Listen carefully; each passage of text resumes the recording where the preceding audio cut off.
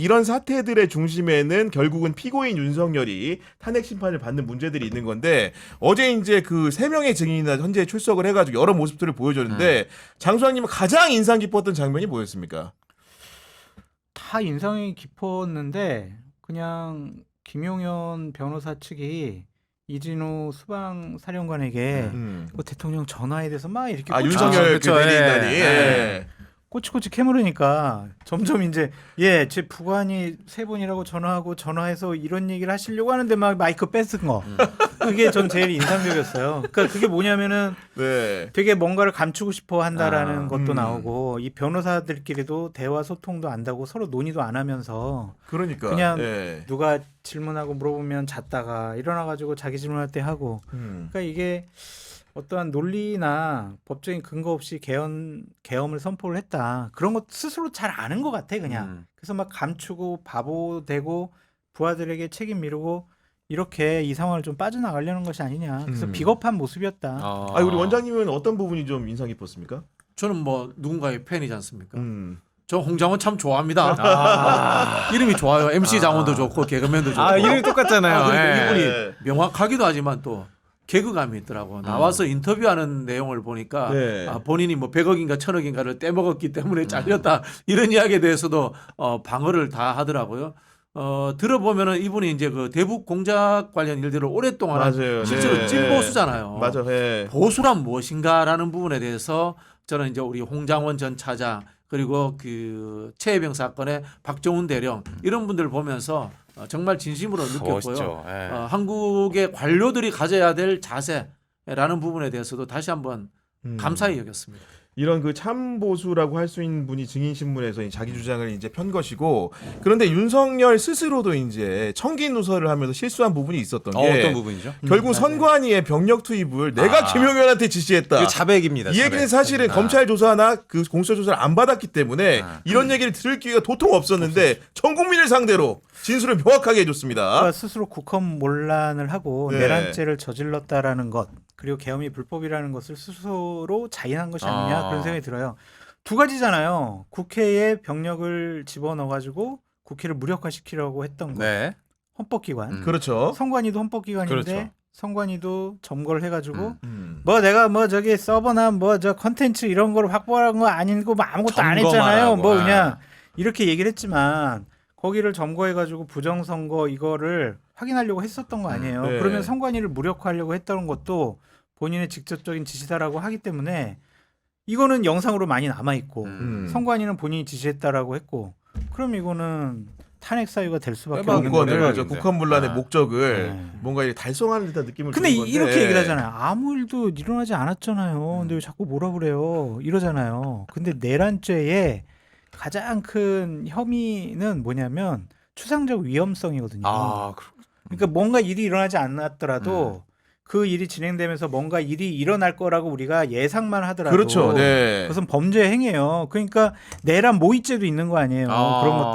그런 것도 중대한 처벌 규정이기 때문에 어제 얘기한 것만으로도 헌법재판관들이 안 되겠네. 그러니까 더 이상 뭐 들어볼 필요도 없네. 그런 생각을 그러니까 했어요. 본인의 자승자박과 홍장원의 어떻게 보면은 그 앞에서 면전 증언 이런 것들이 있는 건데 내일은 또 어떤 분이 나오냐면은 곽종군 전 특전사령관과 김현태 전 707 특수전 임무단장이 나옵니다. 곽종군 전 사령관 이미 국회에서 어제 진술을 시원하게 했죠. 구체적인 지시를 집행한 사람이 그 특전사 요원들이고요. 윤석열이 뭐 아무 일도 일어나지 않았다고 하는데 그 당시 저는 국회 본청 안에 있었잖아요. 본청 앞에 있었는데 안에 있었습니다. 수많은 일들이 일어났고요. 우리 계엄군들과 저희 몸싸움을 했습니다. 제가 튕겨 나갔습니다.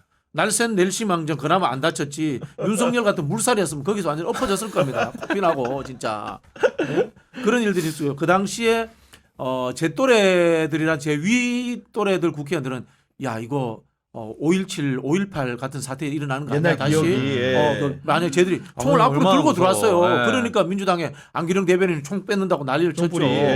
만약 거기에 공포탄 한 발이라도 쐈더라면은 아수라장 됐을 거예요. 그런 내 목숨이 위태롭구나라는 위기의식을 갖고 현장에 다 있었고요. 그 국회의장님이 1시까지 기다려서 사실은 12시 반에 150명은 넘었어. 근데 30분 기다리는 동안 밖에서 그 국민의힘 참여하는 의원들까지도 모두가 난리가 났어요. 왜 빨리 안 하세요? 그럼 난리가 났어요, 전부 다. 국민의힘에서도 혹시나 심지어. 대형부 들어올까봐 네. 난리가 났어요. 목숨이 위태롭다는 생각하고 그런 상황이었는데 무슨 아무 일이 없었다? 그러니까. 이런 이야기합니까? 네. 국민들이 앞에 들어오는 장갑차를 국회 앞에서 몸으로 막았어요. 맞아요. 네. 말도 안 되는 소리 하고 있어요. 자기가 엉성해가지고 또 민주적인 제복 입은 시민들 때문에 네. 이것이 무산에 끝난 것이지 일촉즉발의 그러니까요. 유혈 사태로 갈 만한 상황이었어요. 그리고 어제 답변이 스스로 많이 제한됐던 이진우 전 수방사령관은 국회 밖을 경계하는 게 주 임무였다고 한다면은 네. 곽종군 전 사령관은 본청 안에 실제로 투입이었죠. 병력을 투입하는 네. 역할이었기 때문에 그 부분에 실제하는 위험성에 대한 증언의 효과력이라든가 여러 가지 증명력이 훨씬 더 클 수밖에 없지 않습니까? 네. 그리고 곽 사령관 같은 경우에는 증언이 일관돼요. 처음부터. 말을 한 번도 네. 안 바꿨고 이진우 수방사령관이라든지 누구야 그 방첩사령관 여인영 전 여인영. 방사령관. 네. 이 사람들은 계속 그냥 책임을 회피하려고 하는 듯한 발언들 많이 하잖아요.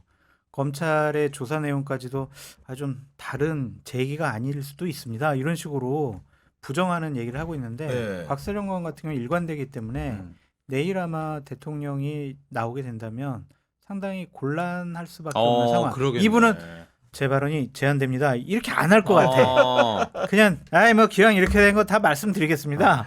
다 이런 스타일 같거든요. 네. 그래서 윤석열 대통령이 상당히 곤란해할 상황이 내일 올 것 같다. 그런 생각이 아니 그리고 듭니다. 707 그 김현태 단장 대령 같은 경우에도 사실 이 사건 터진 다음에 어디 가서 기자회견했냐? 어디였어요? 길가 아니었어요? 대통령실 앞에서 했어. 대통령실 진짜 앞에서? 기자회견을. 네. 지금 뭐 어떤 생각인지 모르겠지만은 그런 배경에 비춰봤을 때 내일 아마도 그 면전에서 또 직언할 가능성이 높아 보여요 보면은요. 그렇죠. 네. 그게요 세 사람의 또 차이가 존재하는 게 아까 말씀하신 건 이준유 수방사령관은 외곽에 있었단 말이에요. 네. 그리고 이준유 수방사령관은 직접적인 행동을 안 했고 부하들이 특별하게 투입된 경우가 없어요. 근데 특전사령관은 직접적인 행동을 했고 부하들이 그렇지. 많이 투입이 됐기 맞아요. 때문에 네. 부하들까지도 처벌받을 수 있는 상황으로 갈 수 있습니다. 그런 부분에서 굉장히 집단적으로 그 부대와 본인들의 이 동료들이 법률적인 이렇게 뭐라고 합니까? 네.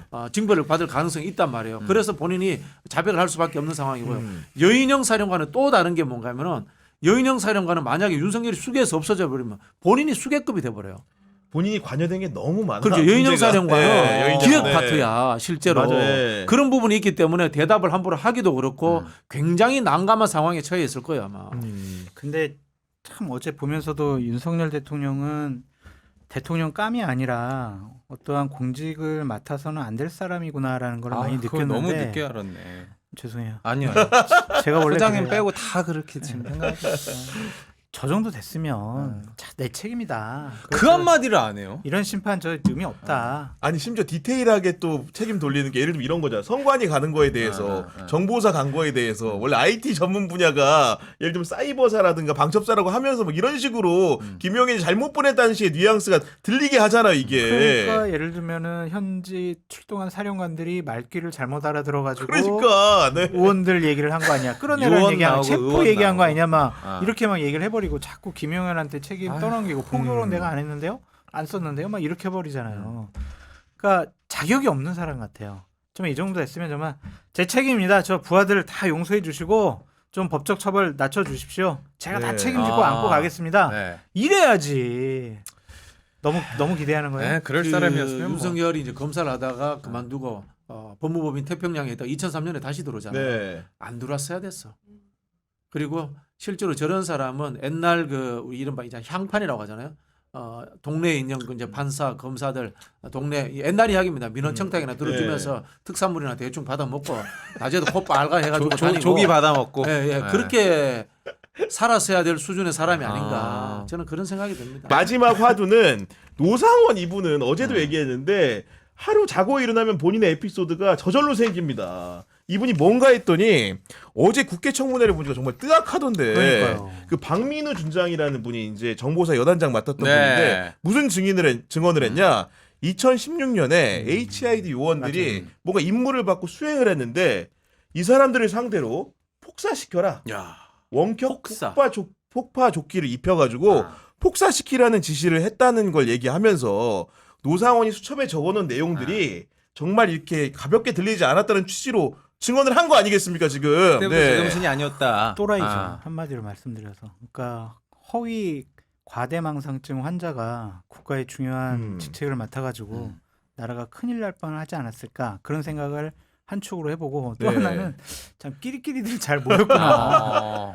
비상계엄이 뭐 아무 문제가 없다고 하는 사람이나 그걸 수행해가지고 여러 가지 포고령도 만들고 장관들한테 주는 보고서도 만들었던 김용현 장관이나 그 밑에 있는 뭐 현직에 출동한 사람들이나 참 끼리끼리 잘 놀았구나 그런 생각이 좀 들어요. 그래서 나라가 대단히 위험했겠구나 그런 생각이 듭니다.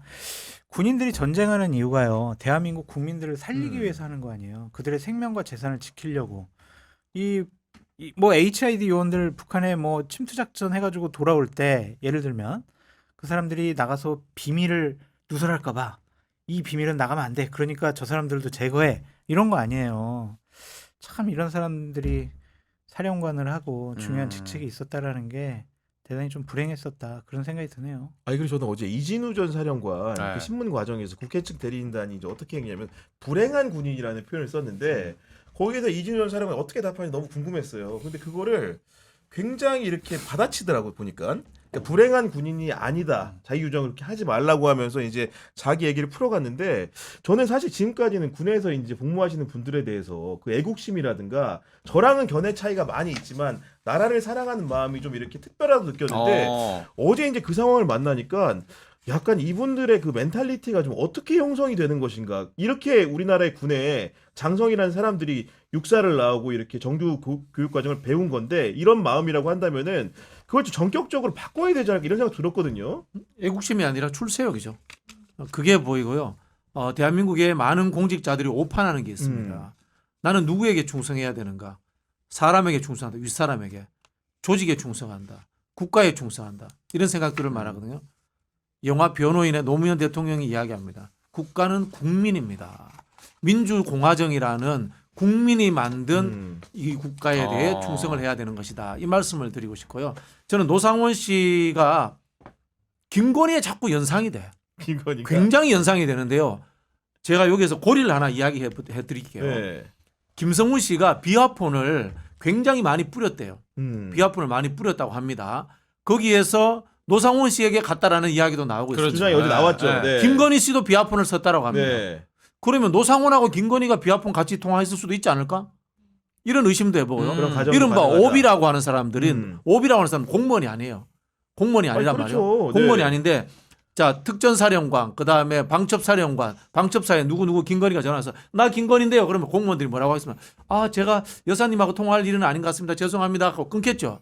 오비면 어떨까요? 민간인이면 받을 수 있겠죠, 그죠? 그렇죠. 네. 그래서 저는 이번 사건에 있어서 노상원 씨와 김건희 그리고 경호처의 핵심 관계자들의 내란 공모 의혹도 한번 제기해 봅니다. 정확하게 이제 그 실체 규명을 해야 된다. 네네네. 그 정확한 말씀이세요. 그거를 지금 검찰이 안 하잖아요. 그렇죠. 그러니까 특검이 통과돼야 되는 이유가 저런 것 때문에. 그러니까 특검하는 여백을 것 같아요, 메꿔야 진짜. 되는 거죠 지금. 그렇죠. 네. 그러니까 김성훈 씨가 그냥 단순하게 특수 공무 집행 방해만 한 것이 아니라 그렇죠. 이 비상계엄과 관련해서 사전에 알았느냐, 뭘 동조했느냐, 뭘 준비했느냐 그런 것도 밝혀져야 될 것 같아요. 왜냐하면 그 사람이 경호처 서버를 압수수색하려고 할 때마다 막잖아요. 네. 비화폰 그래서 증거 인멸이 될 가능성도 높은 것이고 네. 증거 확보를 맞아요. 못 하잖아요. 네. 거기에 중요한 것들이 들어있을 수 있단 말이에요. 그러면 저 사람 빨리 구속해가지고 그런 것들도 다 증거로 확보해야 되는데 계속 검찰에서 반려하는 왜 그런지 상황들이, 모르겠지만, 네. 반려하니까 아니 국회 방송 어떻게 보니까 윤건영 의원이 얘기하는 거 뒷번호까지 알고 그러니까, 있다. 네. 너무 구체적인 정황이고 아마 제보일 텐데 이거를 지금까지도 증거 수집을 안 한다는 게 너무 화가 나는데 저는 개인적으로 지금 거의 끝날 때가 됐으니까 전한길 강사가 스피커로서 역할을 엄청 열심히 하잖아요. 그러니까 뭐 네. 국민 변호인단에도 뭐 이렇게 가입을 하는 모양이죠. 오늘 근데 이제 언론을 얘기를 봤더니. 하는 거 보면은 이 뭐 불의한 재판관들이 불의한 판단을 하면 국민이 헌재를 휩쓸 것이다 이런 무서운 얘기를 하거든요. 이거는 저는 보수의 가치가 그 동안의 제도와 시스템을 지키는 것도 보수의 가치 아닙니까? 이건 너무 심하게 나가는 거 그 아니에요? 사람이 과연 보수인가 좀 그런 생각이 들고요. 네. 결국엔 돈 때문이 아닌가. 결국엔 돈 때문이야? 그런 생각인 것 같아요. 본인 연봉 60억 포기하고 한다고 하는데. 근데 이제 그거 이제 떼면은 세금 떼면 뭐 한 30억 되고 그것도 자기가 다 갖는 게 아니라 다 뭐 또 준비하는 사람도 주고 회사도 주고 뭐 하다 보면은 본인이 갖고 가는 게 실제로? 60억 매출 예. 실제로 한 3억 정도밖에 안 된다 뭐 그런 얘기도 있더라고요. 그리고 이제 공무원들 이제 시험도 잘 안 보고 하니까 새로운 시장을 개척해야 된다. 야, 여기 갔더니 조회수가 500만 명이 나와. 우와, 500만 명이면 얼마 들어오는지 아시죠, 피디님? 네? 유튜브 수익으로. 근데 400만 막 이렇게 나오더라고요. 그러니까 올릴 그런 때마다. 거 돈 보고 간 것이 아닌가. 그래서 그 사람 보고 보수주의자야, 기아 아니야 이런 거 하는 네. 것조차도 보수를 모욕하는 거다. 아니, 그리고 죄송한 얘기지만 아무리 잘 나가지만 수학 영어가 아니고 한국사잖아요. 솔직히 말해서 과목이라는 게. 그 친구가 안면이 있더라고. 아, 고향 그래요? 후배라서 그런가요? 대구 출신. 안면이 네. 있더라고요. 그 느낌이 경산의 국회의원이 이제 조지현 의원입니까? 맞아요. 네. 거기도 제 후배인데 아마 그 지역구로 출마하려고 하나 이런 생각도 들고요. 내가 대신 가서 국사 선생 해야지. 그런 생각이 듭니다. 네.